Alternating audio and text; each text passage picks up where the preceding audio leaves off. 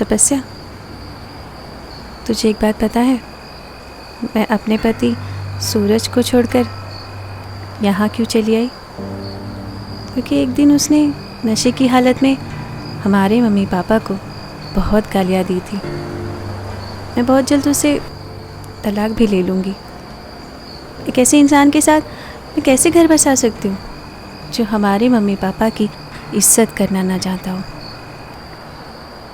हमारे mummy papa ने वो हर चीज़ दी जो हम चाहते थे, हमारी हर ख्वाहिश पूरी की, हर सपनों को देखते ही पूरा कर दिया।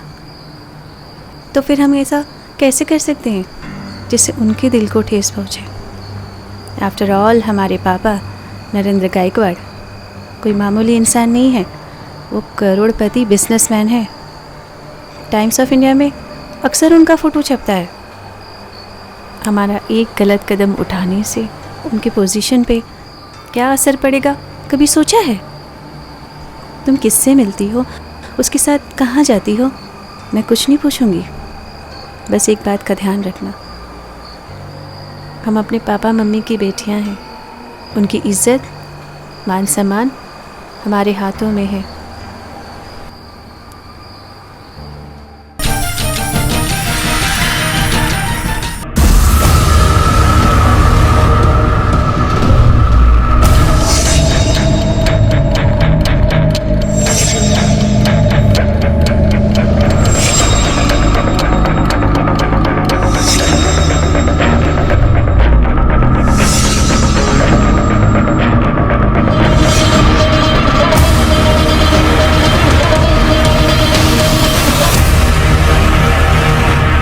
ये मैं क्या सुन रहा हूं? तपस्या एक गुंडे बदमाश से प्यार कर रही है? इस बारे में आज तक तुम लोगों ने मुझे बताया क्यों नहीं? तुम दोनों बुत बन के क्यों बैठे हो?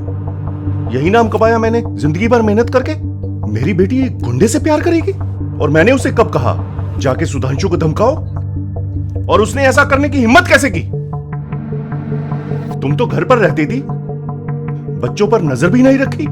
नानू जी, मैं सच कह रही हूँ, हमें इस बारे में कुछ भी नहीं पता था। मैं जानती तो आपसे छुपाती। उसने इतना बड़ा कदम उठाया और तुम्हें पता तक नहीं चला? या तुम्हें सब कुछ पता था और तुम मुझसे छुपाती रही? आई एम सॉरी पापा, तपस्या के इस मैटर के बारे में घर में किसी को कुछ भी नहीं मालूम था, और अगर पता होता ना तो ये मैटर मैं घर के बाहर ही निपटा देता। आप एक काम कीजिए, आप आराम कीजिए, चिंता मत कीजिए। इस मैटर को पर्सनली अब मैं देख लूंगा। क्या देखेगा तू? जो होना था वो हो चुका। वो साला 2 टके का सुधांशु ना जाने किस किस के पास जाएगा, मीडिया वालों के पास, पुलिस के पास। नानू जी, चाहे कुछ भी हो जाए, कैसे भी करके उन्हें रोकिए, क्योंकि आपके इतने साल की बनाई हुई इमेज पे पानी फिर जाएगा। तुम चुप रहो, मैं कुछ सोचता हूं।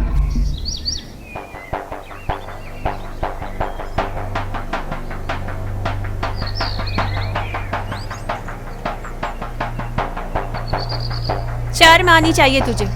कल रात को तू जब इस बारे में बात कर रही थी, मुझे लगा तू मजाक कर रही है। और एक बात बता, तुझे उस गुंडे बदमाश से ही प्यार होना था? जरा भी अपने लेवल, अपनी हैसियत की परवाह नहीं की तूने? दीदी, वो कोई गुंडा बदमाश नहीं है। आई एम सो सॉरी दीदी। हंसिका, क्या कहा था तूने मुझे? हाँ, क्या कहा था? कि ये अपने फ्रेंड की बर्थडे पार्टी में गई है और ये मिलती है उस गुंडे बदमाश के साथ। तुझे पता नहीं था ये? राजीव, रियली मुझे इस बारे में कुछ नहीं पता था। इसने कभी मुझसे उस गुंडे के बारे में कुछ नहीं बताया। भैया, वो कोई गुंडा बदमाश नहीं है। मुंह तोड़ दूंगा एक थप्पड़ देके, समझी ना? ये करेगी तू? उस गुंडे के साथ इश्क लड़ाएगी तू? आज के बाद घर से बाहर निकलेगी नहीं तू।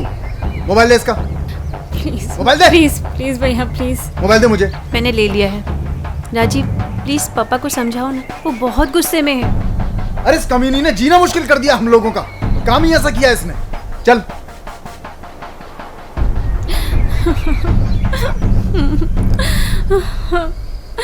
और इसके बाद तपस्या को घर में बंद कर दिया गया और तू फिर कभी उससे मिल नहीं पाया। और इसी गुस्से में तूने सबको जान से मार दिया। सही कहा ना मैंने? नहीं इंस्पेक्टर साहब, तपस्या ने मुझसे मिलना बंद कर दिया था, मैंने नहीं। लेकिन उसने मुझसे कहा था चाहे कुछ भी हो जाए मैं उससे मिलने ना आऊं। जब सही वक्त आता तो सबको सब बता देती। मैं नहीं गया उससे मिलने। और उधर नरेंद्र का दुश्मन पटेल नरेंद्र से बदला लेने पे उतारू था वो। और गायकवाड़ मामले को दबाने की कोशिश कर रहा था। तुम्हारी उस बेवकूफ लड़की ने काम ही ऐसा कर दिया है। उस कमीने सुधांशु के आगे झुकने के अलावा मेरे पास और कोई दूसरा रास्ता ही नहीं बचा। अब गुस्सा करने का कोई फायदा नहीं पापा, जो होना था वो तो हो चुका है। मैं क्या बोलता हूँ, हम लोग पैसा ले दे के कुछ मामले को सेटल कर देते, कम से कम सुधांशु चुप तो रहेगा। मैं भी यही सोच रहा था। मामले को ले देकर खत्म करने में ही समझदारी दिखाई देती है। तुम एक काम करो, सारिका से पैसे ले लो, चलकर सुधांशु को दे आते हैं। आप कहीं नहीं जाओगे पापा, इस मामले को पैसा ले दे के सेटल मैं करूंगा। नहीं राजीव, यह काम तुमसे नहीं होगा। तुमसे ज्यादा मैं उसे जानता हूं। मुझे साथ चलना ही होगा। ठीक है पापा, जैसी आपकी मर्जी। तू एक बात बता गायकवाड़, वो 2 कौड़ी के गुंडे को मुझे छूने की हिम्मत कैसी हुई? उस गुंडे ने मुझे मारते हुए, पीटते हुए, घसीटते हुए ले जाकर डिक्की में बंद कर दिया और धमकी दिया कि मैं तुम्हारे मामले से दूर रहूं। जब ये सब चल रहा था ना, तो तेरी बेटी तपस्या वहीं खड़ी होकर तमाशा देख रही थी, हंस रही थी। अब तू मुझे सफाई देने आया है और तुझे कुछ नहीं मालूम? ये मैं कैसे मान लूं? देख सुधांशु, मैं ऐसी हरकत नहीं कर सकता। मेरी बात पर विश्वास कर। मुझे इस बारे में कुछ भी नहीं पता है, और गलती तेरी भी तो है। तुझे मुझसे मिलने के लिए मेरी ऑफिस आना चाहिए था, घर पर नहीं। आया था घर पर, क्या कर लेगा तू? गुंडे से पिटवाएगा, किडनैप कर लेगा तू? हे भगवान, तुझे कौन सी भाषा में समझाऊं सुधांशु? मेरी बात सुन, तुझे इसी बात का गुस्सा है ना? उस गुंडे ने तेरी बेइज्जती की। हाँ।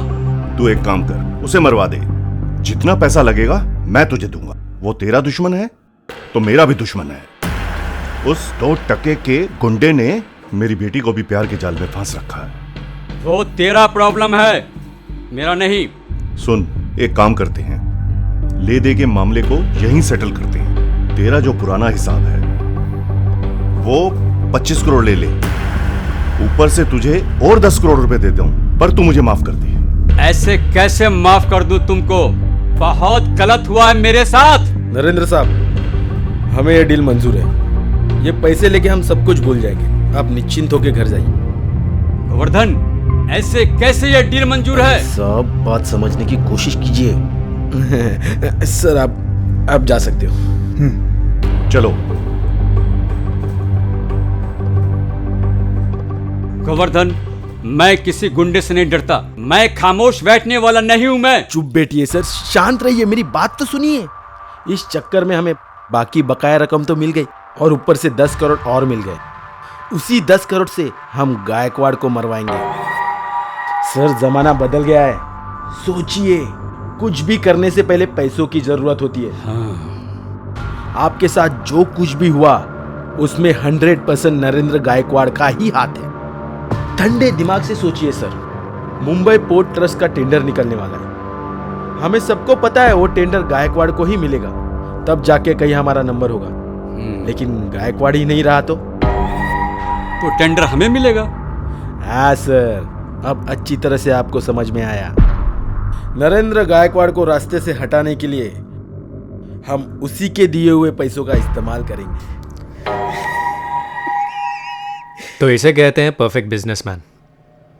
जब अपना गला फंदे में फंसा हो तो झुकने में बुराई नहीं है। इससे पहले कि नाक कट जाए, नरेंद्र गायकवाड़ ने बहुत अकलमंदी से काम लिया।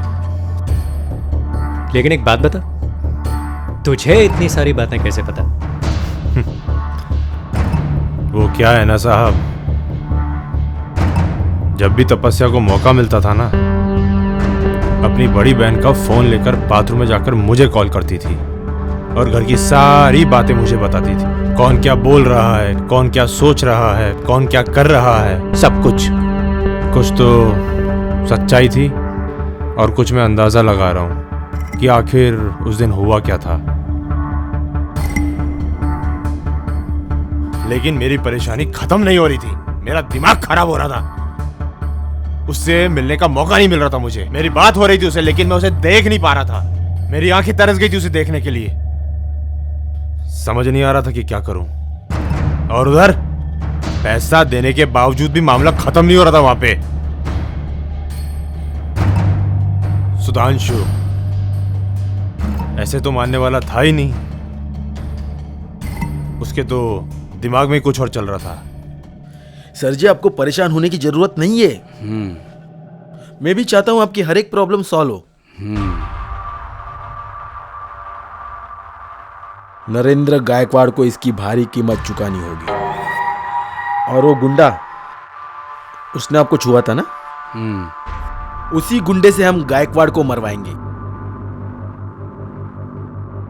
वो वर्धन, वो गुंडे का नाम क्या था? करण। हाँ, वो गुंडा नरेंद्र गायकवाड़ के बेटे से प्यार करता है। क्या वो हमारे लिए काम करेगा? क्या हम उस पर विश्वास कर सकते हैं? बिल्कुल कर सकते हैं सर। ये पैसा है ना, पैसा, ये पैसा उसे एक काम करवाएगा और बदले में हम उसे मुंह मांगी रकम देंगे। फिर देखते हैं ना ये कैसे काम नहीं करता है। ठीक है, हम सोचते हैं।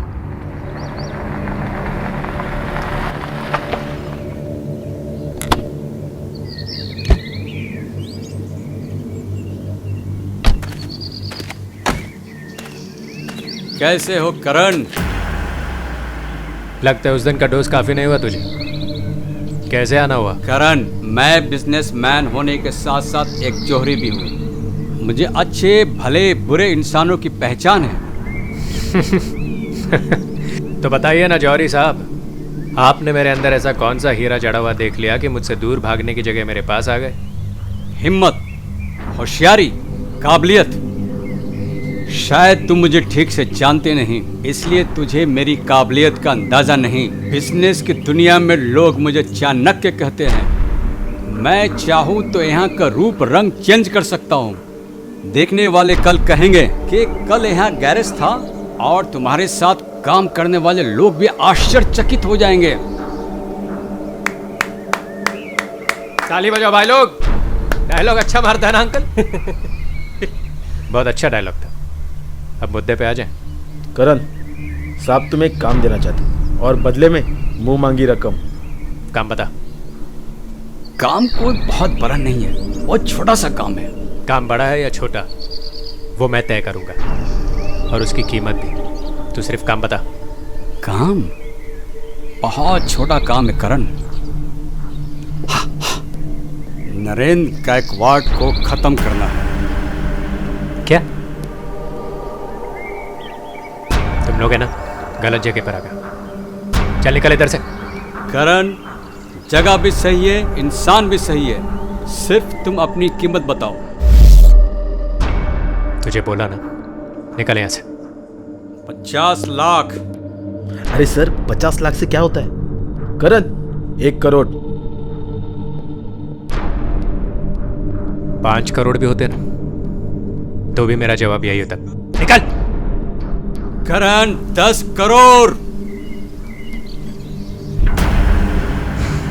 प्यार से बोल रहा हूं, निकल।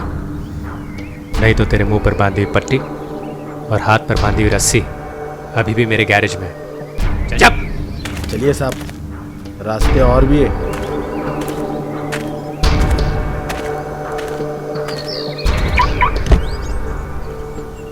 पता नहीं कहां कहां से आ जाते हैं साले। बिल्कुल सही किया बेटा। चाय बोल रहे?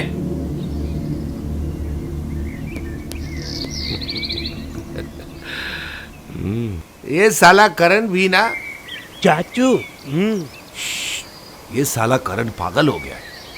इतना पैसा मुझे मिले ना, मैं अपने खानदान को खत्म कर दूं।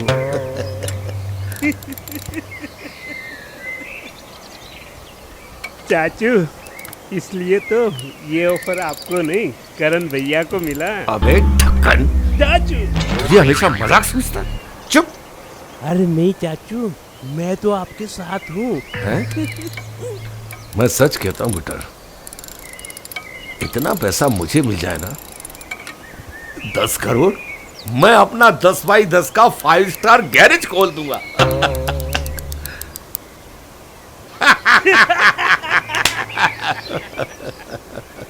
बोल बच्चन।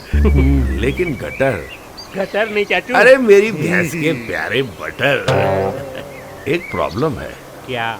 ये साला करण जब तक जिंदा है ये हमें काम करने नहीं देगा। सबसे पहले उसको खत्म करते हैं। ये काम मैं कर देता हूँ। आगे का आप संभाल लेना। हैं? क्या सोचा है गटर? पहली बार तूने अपना शटर सही खोला है। मेरे प्यारे गटर बटर।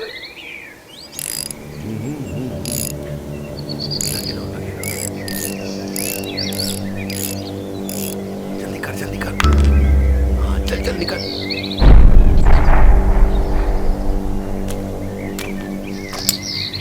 करण भाईजान, गाड़ी चेक करो, आपकी गाड़ी ठीक हो गई है।